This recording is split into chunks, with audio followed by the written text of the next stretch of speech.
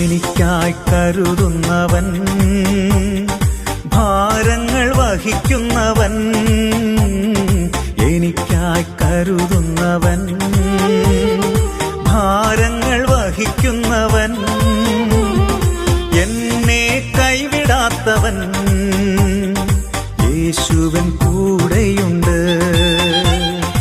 എന്നെ കൈവിടാത്തവൻ, യേശുവൻ കൂടെയുണ്ട്.